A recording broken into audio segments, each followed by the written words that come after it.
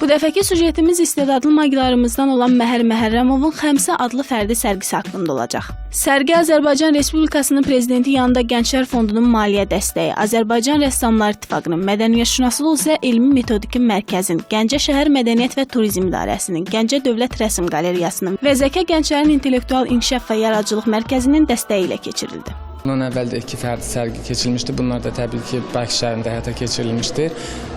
Xəmsə sərgim isə 3-cü fərdi sərgimdir. Və bütün rəsmlər şüşə üzərində rəssamlığın vitraj üslubunda işlənmişdir.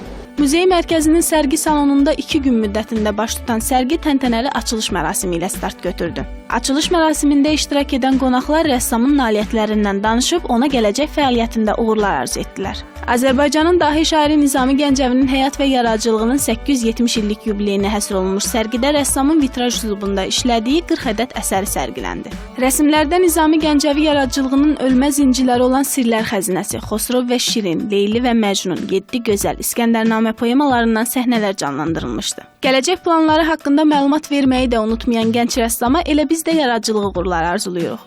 Başqa şairlərimizin yazdıqları əsərləri, nağılları, öz milli dəyərlərimizi canlandırmaq, bəli, planlarımda hər birini nəzərə tutmuşam.